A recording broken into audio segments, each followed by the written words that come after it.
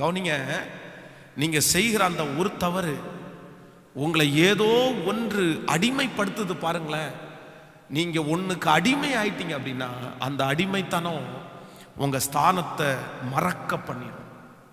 நீங்க யாருன்றத மறக்க பண்ணிடும்.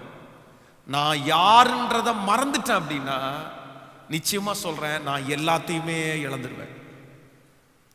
இப்போ இந்த பலிபீடத்துல, இந்த சர்ச்சில் நான் பாஸ்டரா இருக்கிறதற்கு காரணம் கர்த்தர் கொடுத்த கிருபை. இன்னொன்னு என்ன அப்படின்னா, என் ஸ்தானத்தை பற்றி எனக்கு தெரியும். என் ஸ்தானம் என்னன்னு தெரியும். ஆனா என் ஸ்தானத்தை நான் மறந்துட்டேன் அப்படின்னா இந்த சர்ச்சையும் இழந்துருவேன், இந்த ஜனங்களையும் இழந்துருவேன். ஸ்தானத்தை இழந்தா யாரை வேணாலும் திட்டுவேன், யாரை வேணாலும் கெட்ட வார்த்தையில பேசலாம், எங்க வேணாலும் நான் பிரச்சனைக்கு போகலாம். சோ இன்று வரைக்கும் இந்த ஊழியத்துல நிற்கிறதற்கு மிகப்பெரிய காரணம் என்ன அப்படின்னா, எப்போ நான் பயத்தோட நான் நிக்கிறேன், ஐயோ கர்த்தர் நமக்கு கொடுத்த ஸ்தானம் ரொம்ப பெருசுப்பா, நமக்கு கொடுத்துருக்கிற ஸ்தானம் ரொம்ப ரொம்ப கரெக்டாக இருக்கணும், நம்ம நிறைய பேருக்கு முன்மாதிரியாக இருக்கணும், நம்ம முன்மாதிரியான வாழ்க்கை வாழணும், நம்ம பேச்சில் கவனமாக இருக்கணும், நடக்கையில் கவனமாக இருக்கணும், பார்வையில் கவனமாக இருக்கணும், நம்ம எந்த வார்த்தையும் சொல்லிடக்கூடாது. அப்படியே ஏன்னா என்னுடைய பொசிஷன் அந்த மாதிரி. ஆமேன்னு சொல்லுங்க.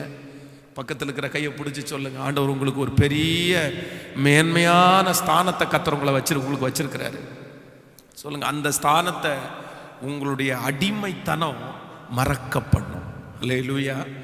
ஏதோ ஒரு விதத்தில் நீங்கள் அடிமையாக இருக்கிறீங்க அப்படின்னா இன்றைக்கு இந்த வாலிபர்கள் கூட்டத்தில் ஆண்டவருடைய சமூகத்தில் ஒப்பு கொடுங்க.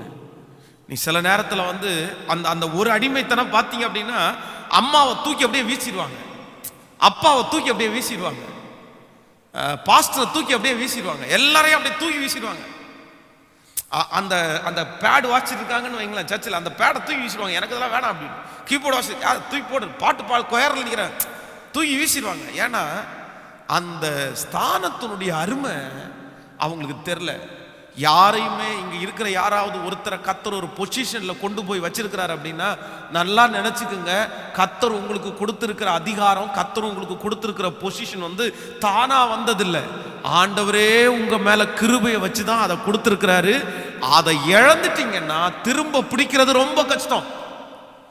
உங்க ஸ்தானத்தை நீங்க இழந்துட்டீங்க அப்படின்னா திரும்ப அந்த ஸ்தானத்தில் நீங்க நினைக்கலாம், அந்த ஸ்தானத்தை விட பெரிய ஸ்தானம் எனக்கு கிடைக்கும், எனக்கு பெருசா கிடைக்கும். இல்ல இல்ல இல்ல இல்ல, நீங்க நினைக்காதீங்க.